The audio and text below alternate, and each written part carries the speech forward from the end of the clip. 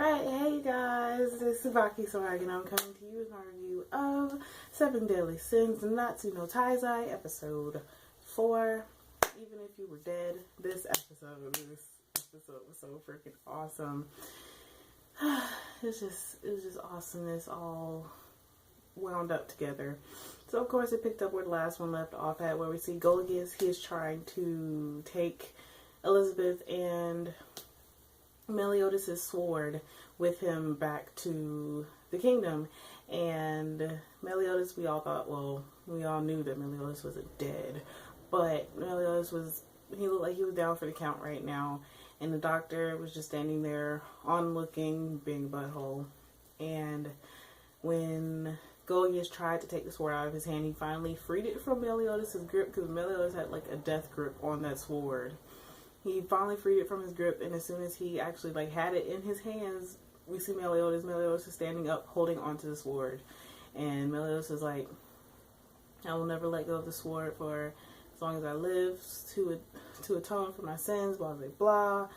And then we get to see how Bond got his scar, and Meliodas is just so freaking awesome. I don't know if this is before or after Bond becomes immortal. But Meliodas is probably the only person who's ever actually left a scar on Bond, because Meliodas is just that freaking OP. So we saw how Bond got his scar, and we saw how Meliodas became known as the Dragon's Sin of Wrath. And Meliodas is somebody that's not to be trifled with when he gets angry. He looks kind of scary when he gets angry. And Bond, of course, pushed him to that limit, and we didn't even really get to see what he did. We just saw a flash of light, and then Bond was bleeding. So yeah, this episode was so freaking awesome. And then after all of that, they have a miniature showdown with Golgius. Golgius, we figure out what his move is. Golgius can teleport, and then Hawk mentioned that he could still smell the metallic smell of his armor, and it turns out that Golgius actually could not teleport. He just could make himself transparent, so he was still technically there. And before of course Meliodas figured this out after Hawk mentioned that, and after they were pretty much getting their butts handed to them, and after Golgius had killed the doctor, because the doctor, the only reason why he tried to poison Meliodas was to save his daughter. So doctor got taken out because Golgius didn't want anybody else to know that the Holy Knights are paying people to kill children. Well, they call Meliodas a child, even though he's in his mid to late 30s. And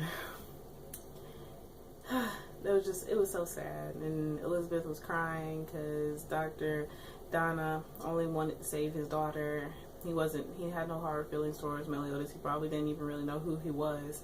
So in all of that, Meliodas trapped Golgius, and Golgius fled, which Meliodas, he had the opportunity to get the information out of Golgius, but Elizabeth, of course, she was concerned for him. Elizabeth came outside, and Golgius got away on a horse. So Golgius was riding away, and then Meliodas and Elizabeth and Hawk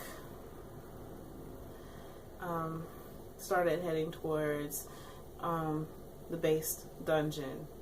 And while they were tending to Dr. Donna,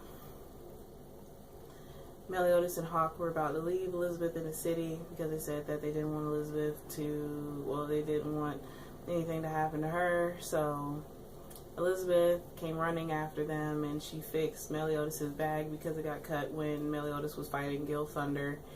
So they were on their way to the base dungeon, and she literally falls out of the sky. Diane comes up out of nowhere, and she has no memory of her fight with I cannot remember her name now, with the other Holy Knight. Which after that, while they were in the middle of a conversation, when she realized that Meliodas was Meliodas, the Holy Knight Ruin came up, and his power seems to be mind control, and he made Diane think that Meliodas was him. So Diane is fighting Meliodas, and Meliodas realized that Diane can't see him, can't see them at all. All she sees is ruin, and that's who she thinks she's fighting.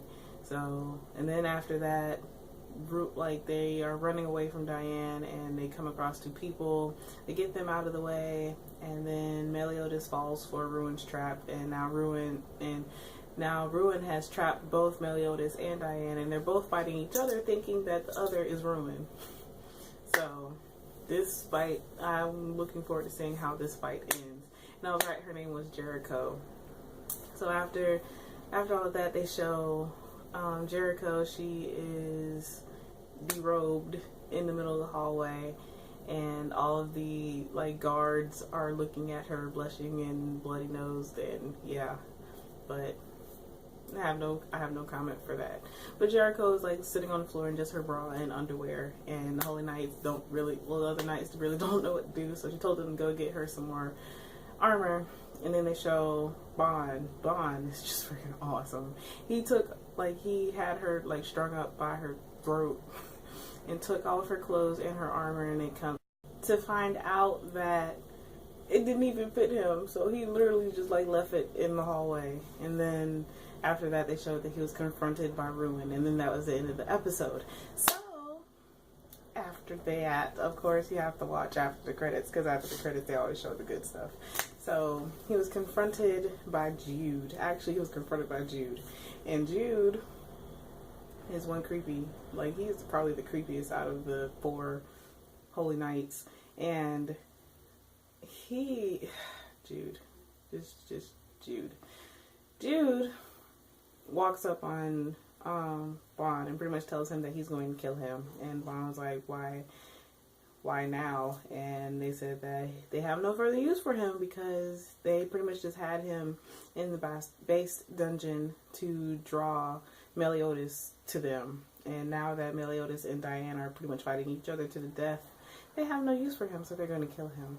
And Bond was just like, okay, and walked. He was like, I'm leaving now, and tried to walk around Jude, and Jude stabbed him like dead in his chest. And then Bond he looked shocked at first, and then he smiled, and that was probably the creepiest smile I've ever seen in my life. Bond is freaking, he is awesome. I can't wait to see how this fight goes. I actually want to see him fight. Every time they show him now, they really don't show much of anything, but Bond looks like he's going to be an amazing character. He looks like he's probably going to be my favorite. But, and then after that, they show like little cheapy Bond walking around in the dungeon, but that's neither here nor there. So this episode was freaking awesome. I enjoyed watching this episode, and I can't wait to see how things turn out with Bond. And I can't wait to see how the fight turns out between Diane and Meliodas, because it's about to go down. So, as always, I would love to hear how you guys felt about this episode and how you feel about the series as a whole. How do you think things are going to turn out? But as always, please remember to comment, thumbs up, and subscribe. It helps out a whole lot. And this is TsubakiSwagg saying adios.